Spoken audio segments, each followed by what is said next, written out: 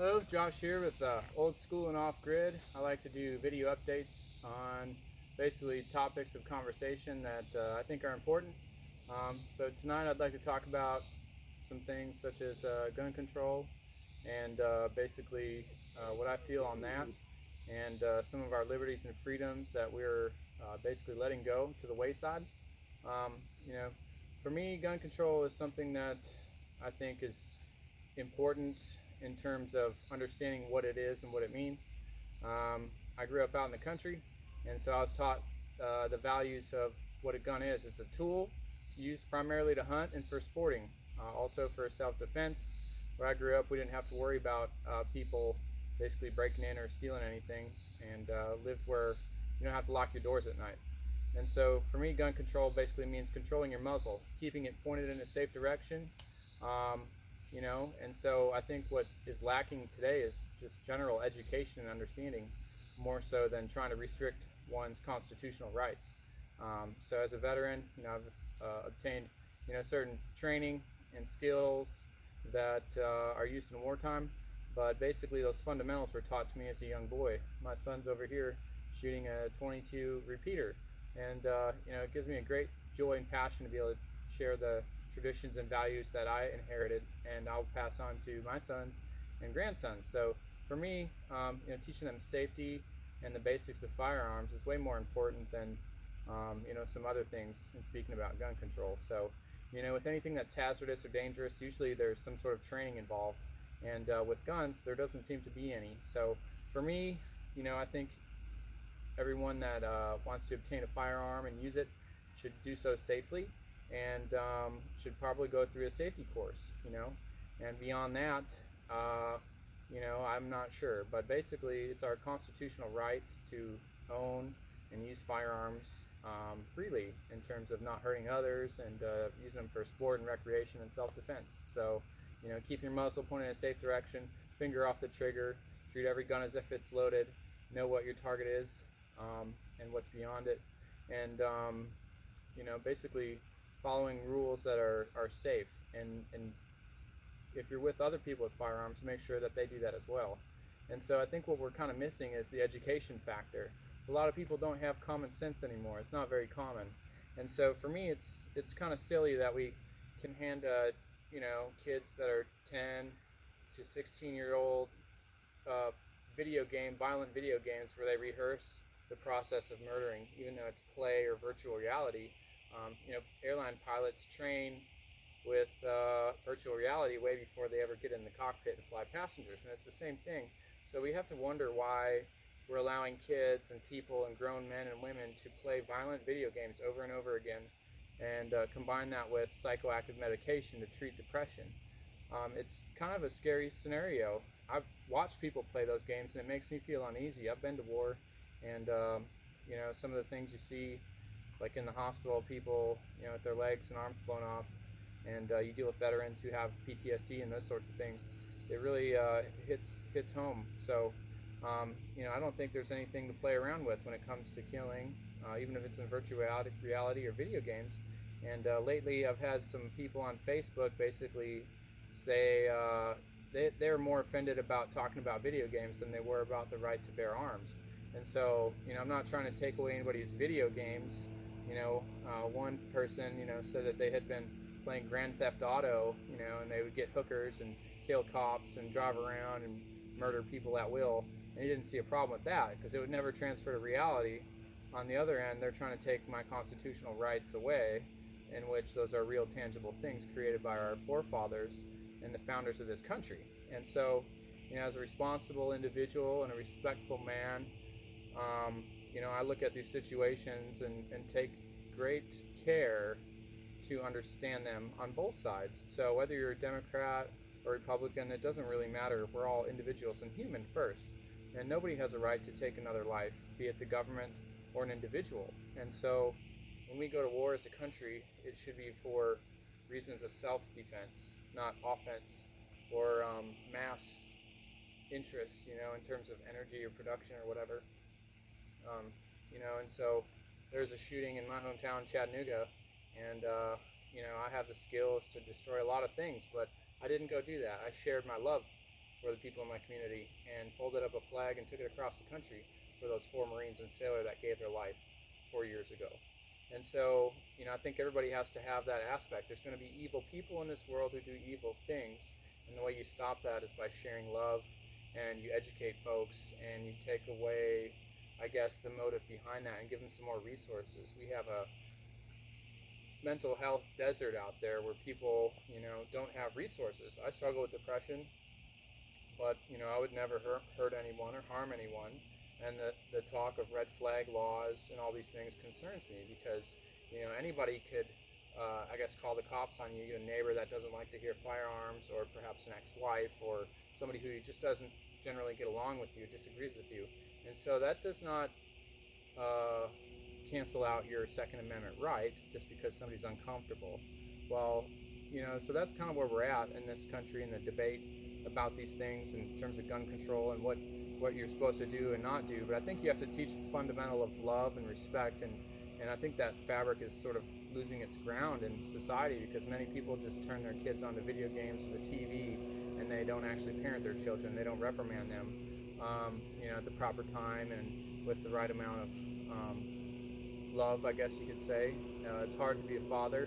I'm a father of 3 boys, and there's some things that I've got to do to discipline my children, and I'd rather not, but I have to, in seeing the greater good. I don't want my children to grow up and be bad people. So, when they're little, it's important to instill values and respect and traditions into them while they're young, so when they grow, they can build upon that and share it with others. Millennials and people nowadays don't know how to socially interact because they're on their phone all the time. I didn't grow up that way, and so I think people don't generally have the skills they need to function in society, and so you have this dissociative mental status of people who don't know how to socialize, but on social media they might have a lot of friends, but face to face they don't actually know how to interact. And we've seen phones take over people's lives, always on them, can't actually go anywhere without them, can't basically get to the grocery store without Googling it or GPSing it, and all these sorts of things. And I think we're losing the ability to think and be creative and actually rely on our own minds and brains and awareness, and that plays into it. So it's more so than gun control or anything like that. That's kind of crazy to me. How are you supposed to predict, if you're able to predict somebody's future behavior, wouldn't we be able to stop every one of these shootings? And also, since the Patriot Act, government's been spying on everybody's phones. That's no secret. We all know that. But yet these shootings continue, and so these people on medications or like these crazy people, there's no stops in place to like help them. We don't stop their life or lock them up or anything, but there's no resources to help them. So mental health, I think is something important we need to focus on in terms of having resources for people before they get to the point where they have nothing left and they're outraged and just beyond control. And so it's not gun control, it's a lack of love and respect for other individuals and their basic human rights. And in America, the First Amendment right is freedom of speech, as I speak freely here. And the Second Amendment right is the right to bear arms, and it shall not be infringed. And so what that means is, even a government can become tyrannical and sort of like an oligarchy, and basically become a controlling force. Even though we have the illusion of choice in terms of voting, we do have a lot of people who are lobbyists, and billions of dollars are spent lobbying our politicians into creating laws that basically affect all of us without us even knowing. And I think a lot of people have the problem with that today. So it's important for us to come together as people and speak freely and not be judgmental, but also not be afraid to share our opinions. And conservative type folks tend to be conservative in terms of respecting and abiding by people's ideas and rights and these sorts of things, and to not run over people or call them names, and just to be respectful.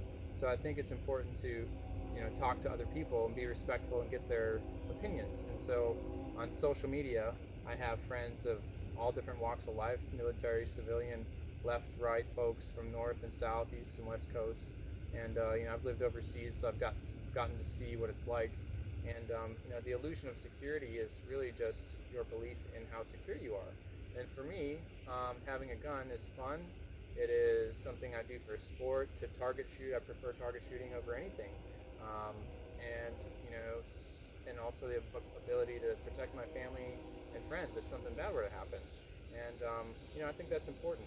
And a lot of people have a lot of money invested in guns, and I call it investment because the guns I own have been passed down to me and or all passed down to my family, and so that's not something I can take lightly in terms of somebody wanting to confiscate them.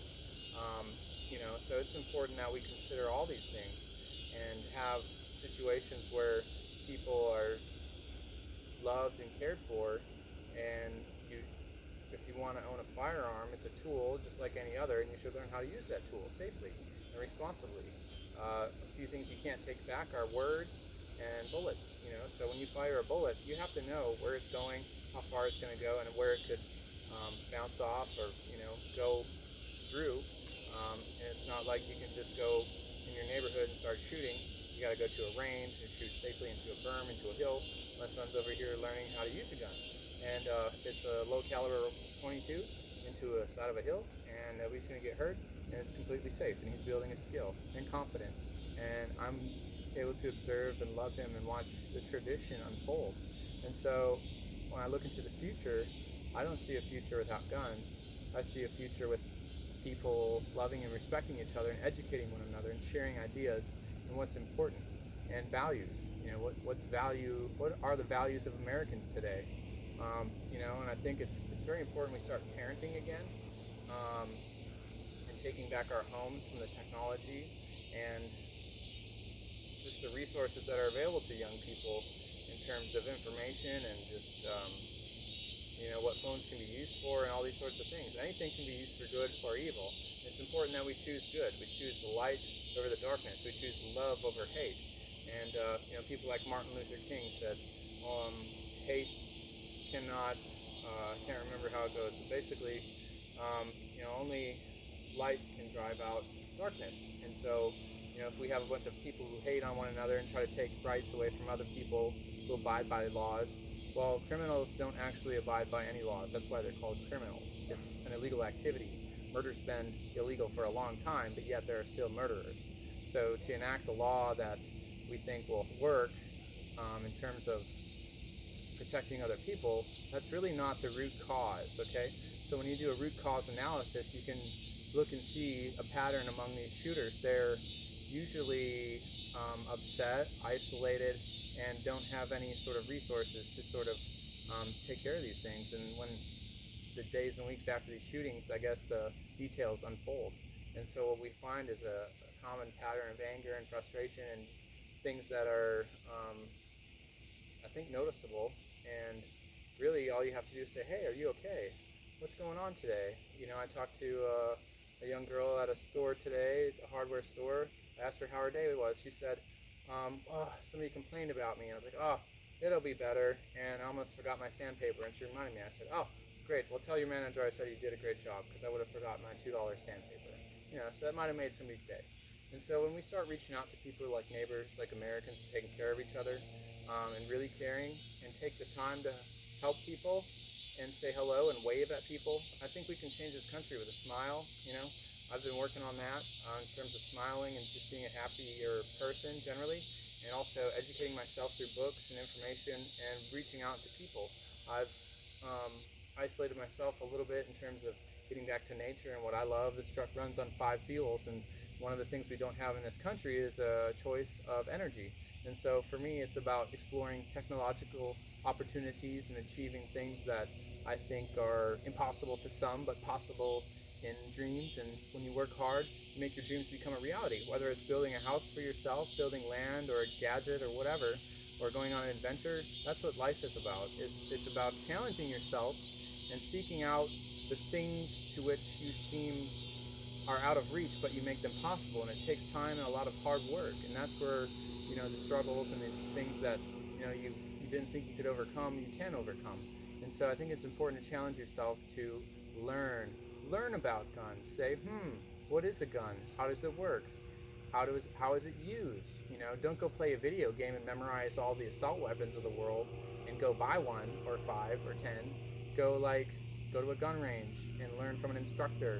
Get a course, go pick up a shotgun in terms of a 12 gauge and shoot some skeet, target practice, and lock it up safely, you know, and educate folks. If you're in a dark alley at night, keep your weapon on you, you know, holstered or whatever, finger off the trigger. But if somebody's going to hurt you, they will. And sometimes that's the only line of defense. Your cell phone works most of the time, but you know, that's not going to save you. And so even beyond that, learning tactics to like defend yourself, you know, a good karate chop or an elbow to the groin can really hurt. You know, biting someone in the neck, that hurts. It might give you the time to get away or get to your weapon. You know, so your weapon is only one thing, it's a tool. If you can't get to that tool, well, you got to have another one. Using your brain is probably the best tool you have, and using resources beyond that is important. So working together and understanding, I guess, both sides is important. That's what true democracy is. It's having the respect to listen to someone who differs in your thoughts and patterns of behavior, so you can come together and agree or disagree, but do it mutually and respectfully. And so as far as gun control is concerned, controlling a gun to me is holding the muzzle as steady as you can while squeezing the trigger as steady as you can to put the same bullet in the same hole every time. That's gun control to me. Mind control, or thought control is basically controlling your thoughts in a way that's good for you.